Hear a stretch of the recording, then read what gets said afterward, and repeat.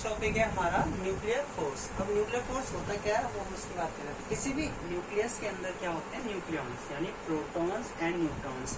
और किसी भी न्यूक्लियस के अंदर जो प्रोटॉन्स और न्यूट्रॉन्स हैं वो क्या होते हैं, टाइटली क्या होते हैं। आप देखें न्यूक्लियस के अंदर, न्यूक्लियस कैसा होता है, उसका जो साइज होता है बहुत ही स्मॉल होता है। उसके अंदर जो न्यूक्लियॉन्स हैं वो क्या होता है, टाइटली बाउंड होते हैं, ठीक है, बंधे होते हैं।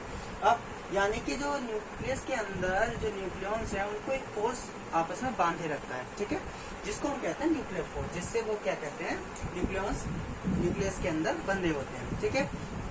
अब न्यूक्लियर फोर्स होता क्या है, तो अगर हम देखें nuclear force is a strong attractive force that binds the protons and neutrons together inside the टिनी nucleus, ठीक है। एक और बात, न्यूक्लियर फोर्स की बात करें तो न्यूक्लियर फोर्स का जो नेचर है वो कैसा होता है, अट्रैक्टिव। एक बात, न्यूक्लियस के अंदर जो आपका न्यूट्रॉन्स और प्रोटॉन्स होते हैं उसमें न्यूट्रॉन्स तो न्यूट्रल होते हैं, लेकिन प्रोटॉन्स कैसे होते हैं, पॉजिटिवली चार्ज। और पॉजिटिवली चार्ज पार्टिकल्स के बीच में क्या होता है, पॉजिटिव पॉजिटिव के बीच में जो है कौन सा फोर्स लगता है, कूलॉमिक फोर्स, जो कि कैसा होता है, रिपल्सिव। तो क्या होता है, अगर पॉजिटिव पॉजिटिव क्या करते हैं, एक दूसरे के पास आते हैं चार्ज, तो वो रिपल करते हैं एक दूसरे को। लेकिन न्यूक्लियस के अंदर प्रोटॉन्स और न्यूट्रॉन्स टाइटली बाउंड होते हैं। दैट मीन्स एक और फोर्स जो कि कूलॉमिक फोर्स से बहुत ज्यादा हाई होता है, वर्क करता है, जो न्यूक्लियॉन्स को यानी प्रोटॉन्स और न्यूट्रॉन्स को उसके अंदर बांधे रखता है। उसी फोर्स को हम कहते हैं न्यूक्लियर फोर्स। अब न्यूक्लियर फोर्स की प्रॉपर्टी की बात करें तो सबसे पहली प्रॉपर्टी है कि न्यूक्लियर फोर्स का नेचर कैसा है, अट्रैक्टिव है, रिपल्सिव है। तो कैसा फोर्स होता है nuclear force, it is attractive force, ठीक है। दूसरी प्रॉपर्टी क्या है न्यूक्लियर फोर्स की, इट इज स्ट्रॉन्गेस्ट फोर्स, यानी जितने भी यूनिवर्स में फोर्स हैं उसमें सबसे ज्यादा जो स्ट्रॉन्गेस्ट फोर्स है वो कौन सा फोर्स है, न्यूक्लियर फोर्स। इसको स्ट्रॉन्गेस्ट फोर्स भी कहते हैं आपका, ठीक है।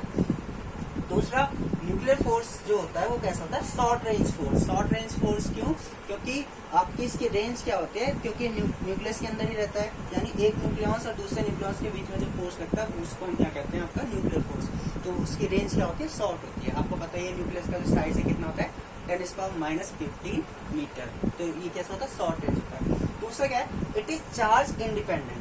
न्यूक्लियर फोर्स जो है वो चार्ज पे डिपेंड नहीं करता, यानी कि जो फोर्स प्रोटॉन प्रोटॉन के बीच लगता है वही फोर्स न्यूट्रॉन न्यूट्रॉन के बीच लगता है, वही फोर्स प्रोटॉन न्यूट्रॉन के बीच लगता है। ऐसा नहीं है कि प्रोटॉन प्रोटॉन में तो रिपल्सन होगा, इसमें ऐसा नहीं, यानी वो चार्ज पे डिपेंड नहीं करता। यानी चाहे उस पर प्लस प्लस चार्ज हो या तो न्यूट्रल न्यूट्रल हो या प्लस या न्यूट्रल हो, इन तीनों के बीच में जो फोर्स लगेगा न्यूक्लियर फोर्स वो सेम होगा। यानी nuclear force is independent of charge, यानी proton proton neutron neutron proton neutron इनके बीच में लगने वाला न्यूक्लियर फोर्स सबके लिए सेम है।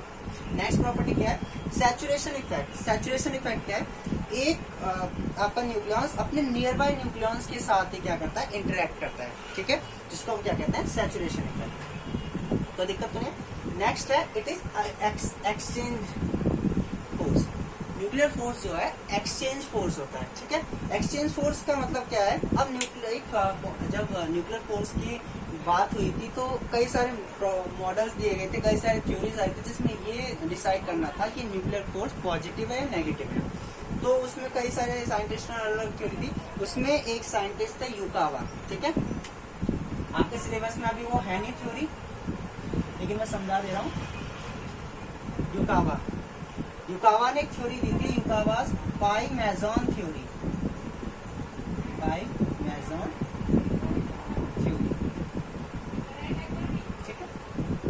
युकावास पाई मैजॉन थ्योरी वो क्या कहती है, देखो कोई भी चीजें के बीच फोर्स अगर हम देखें, फोर्स है क्या, बेसिकली फोर्स क्या है, interaction.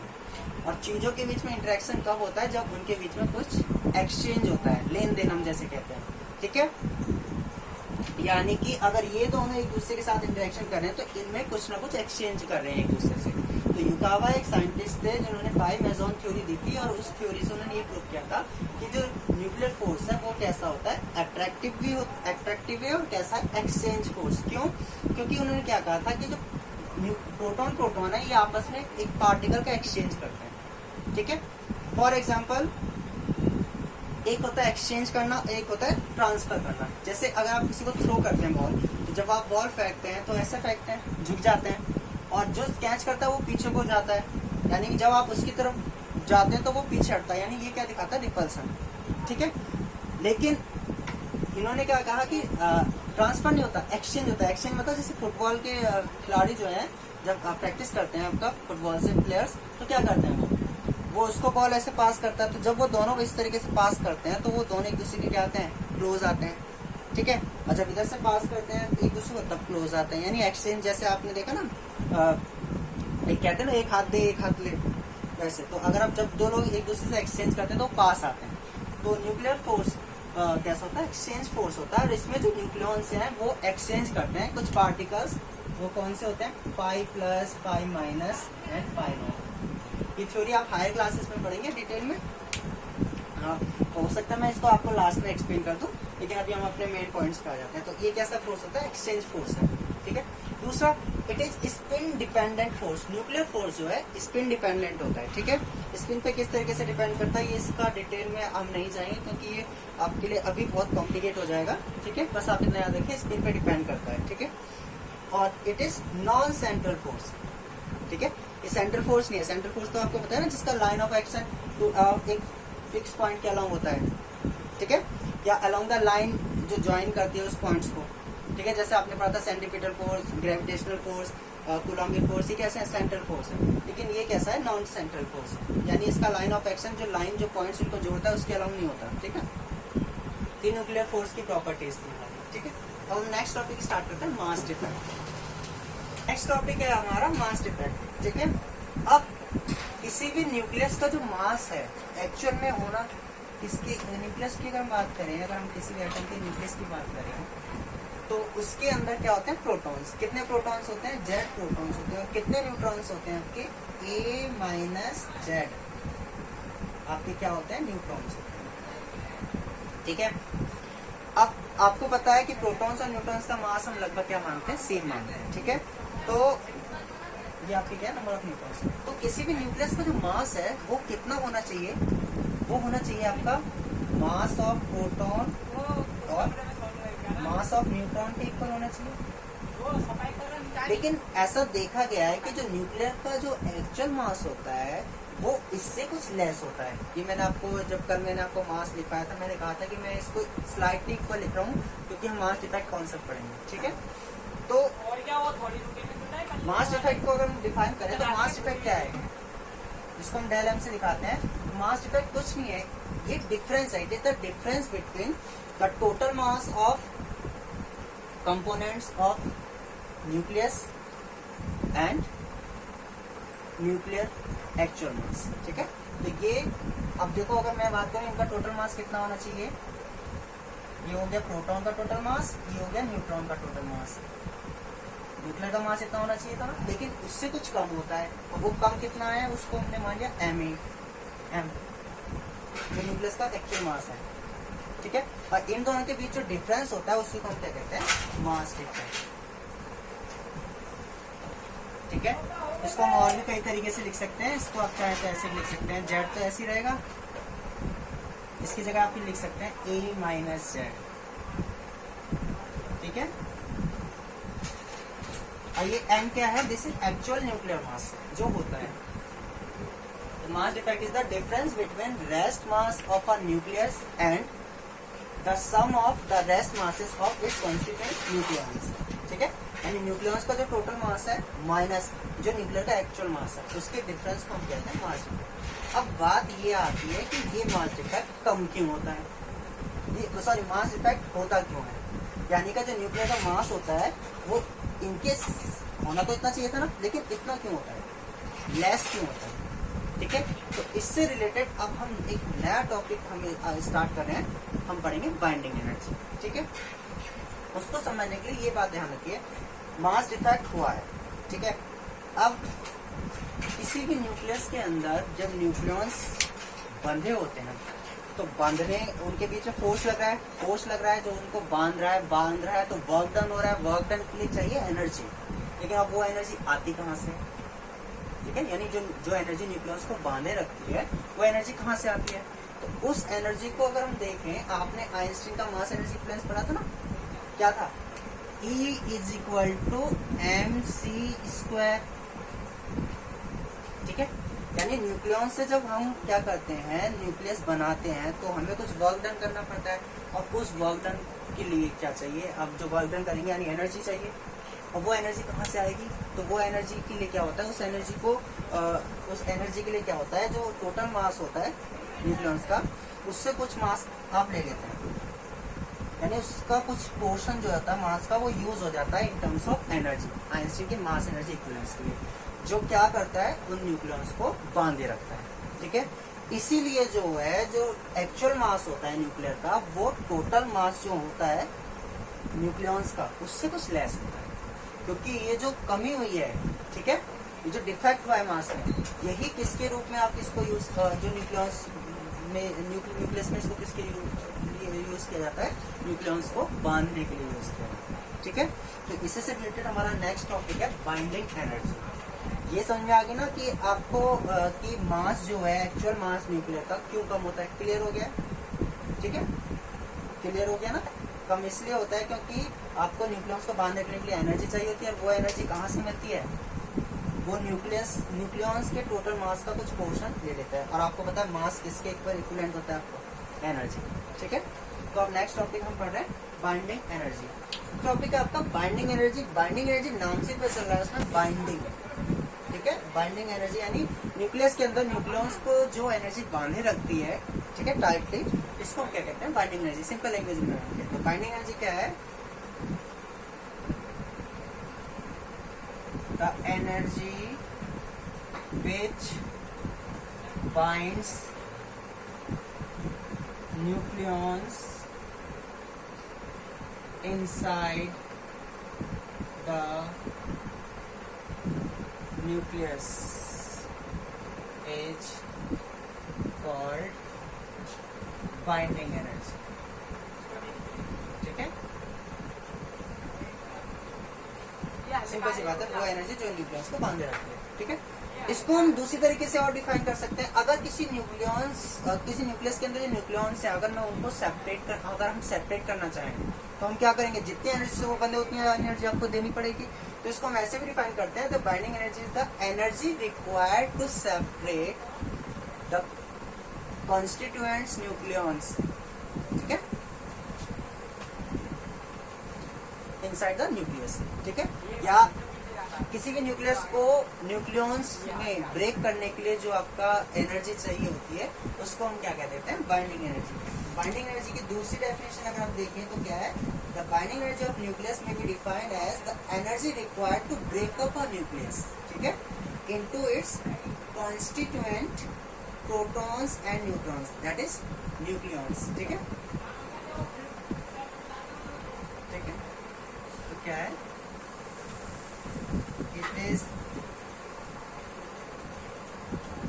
it is the energy required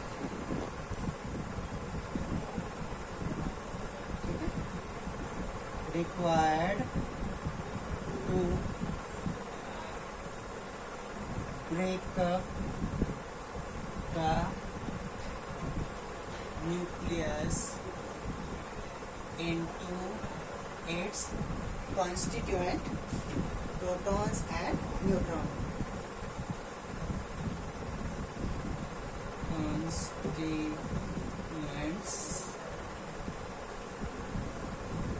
protons and, ठीक है, neutrons.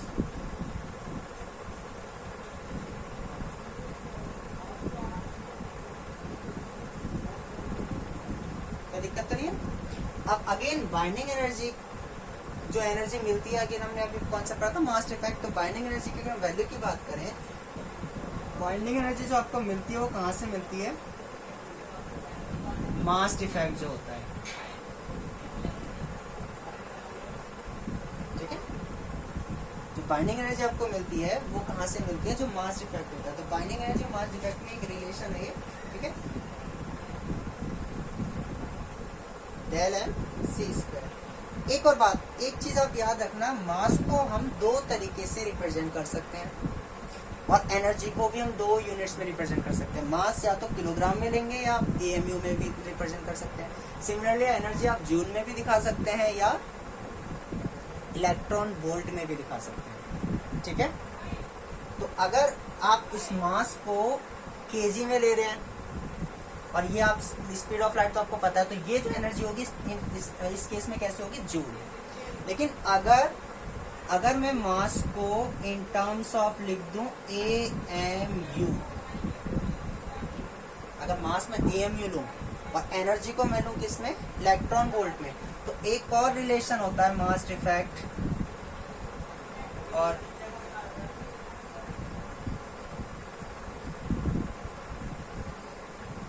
This is relation between mass defect and binding energy.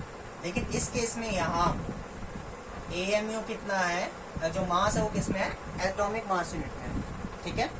और ये तो आपको पता ही है, अगर एक AMU मास से आप एनर्जी देखें कितनी प्रोड्यूस होगी, तो वो आपको पता ही है कितनी होती है। अगर दो देखें तो इस तरीके से ये एनर्जी किसमें है, मिलियन इलेक्ट्रॉन वोल्ट या मेगा इलेक्ट्रॉन।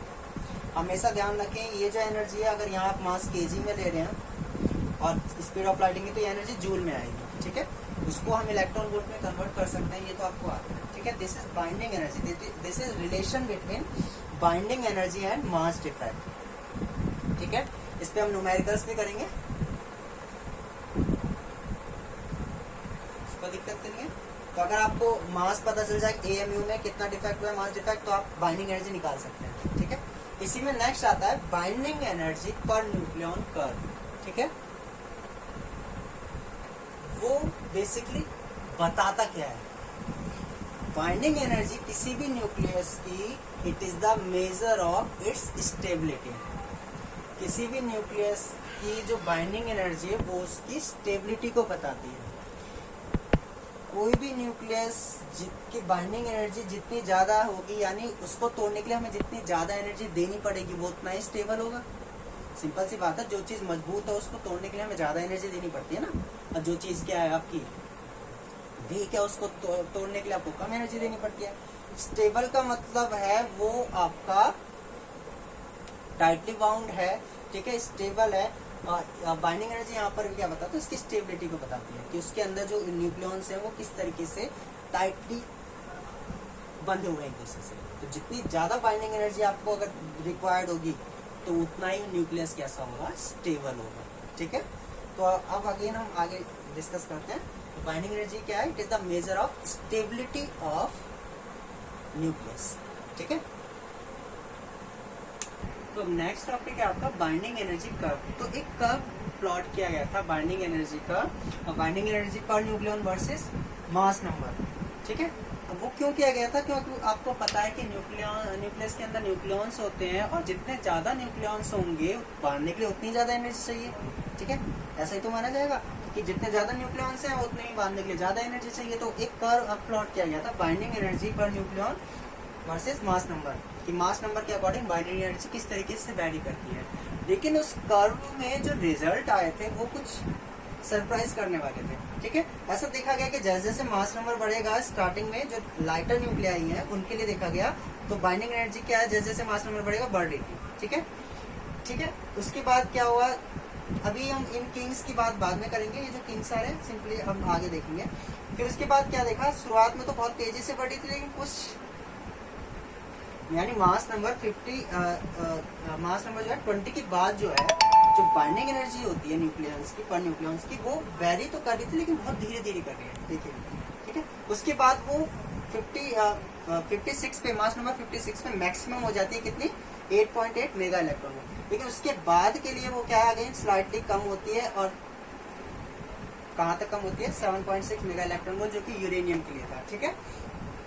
यूरेनियम 238 के लिए देखा गया था यहाँ पर 238। तो अब यहाँ पर ये जो देखा गया कि जो बीच का ये जो रेंज थी 20 से 180, यहाँ पर बाइंडिंग एनर्जी ज्यादा वेरी नहीं कर रही थी, ठीक है, यानी बहुत ही धीरे धीरे वेरी करी, 8 से 8.8 मेगा इलेक्ट्रॉन वोल्ट के बीच है। लेकिन शुरुआत में बहुत तेजी से बाइंडिंग एनर्जी ने इंक्रीज हुआ था, ठीक है। अब अगेन ये जो बाइंडिंग एनर्जी इधर पर न्यूक्लियन है, इधर ये किसमें लिया हमने range, mega electron volt, million electron volt भी कह सकते हैं, यहाँ मास नंबर। लेकिन उसके साथ साथ इस कर्व में कुछ किंग्स भी आए, किंग्स पॉइंट भी आए थे। ऐसा देखा गया कि हीलियम की बाइंडिंग एनर्जी ज्यादा थी किससे, लिथियम से, जबकि जो मास नंबर है वो किसका ज्यादा है, लिथियम का। सेम कार्बन की बाइंडिंग एनर्जी ज्यादा देखी गई देन नाइट्रोजन, जबकि मास नंबर किसका ज्यादा है, नाइट्रोजन का। सिमिलरली ऑक्सीजन की और फ्लोरीन की में हम कंपेयर करें तो ऑक्सीजन की बाइंडिंग एनर्जी ज्यादा देखी गई देन फ्लोरीन। अब बात आती है ऐसा क्यों हुआ, जबकि मास नंबर तो आपका इसका ज्यादा है तो बाइंडिंग एनर्जी उसकी ज्यादा होनी चाहिए था लिथियम की, लेकिन ऐसा क्यों देखा गया। ठीक है, इसका फिर हम एक्सप्लेनेशन करेंगे। तो अगेन बाइंडिंग एनर्जी जिसकी ज्यादा होती है, बाइंडिंग एनर्जी दैट मीन्स वो क्या है, स्टेबल है। ठीक है, तो जो इधर हायर वाले हैं यानी 180 के बाद वाले जो है न्यूक्लियाई वो अनस्टेबल होते हैं। ठीक है, और इधर वाले भी क्या होते हैं आपके लेस देन 20 वाले भी कैसे होते हैं, अनस्टेबल। अब बीच में ये जो होते हैं 20 से 180 वाले, इनके लिए बाइंडिंग एनर्जी की वैल्यू ज्यादा थी, दैट मीन्स वो क्या है, स्टेबल होते हैं हमारे। ठीक है, ये स्टेबल न्यूक्लियाई होते हैं, कोई दिक्कत तो नहीं है। अब बाइंडिंग एनर्जी आपको मैंने बताया था, binding energy is the measure of stability of nucleus. अब हम बात करते हैं ऐसा क्यों हुआ कि जो हाइड्रोजन की बाइंडिंग एनर्जी है वो लिथियम से ज्यादा है। ठीक है, तो इसके लिए अब हम नेक्स्ट टॉपिक स्टार्ट कर रहे हैं। सबसे ज्यादा बाइंडिंग एनर्जी किसके लिए थी, क्लोरीन के लिए कितनी थी, 8.8 मेगा इलेक्ट्रॉन। ठीक है,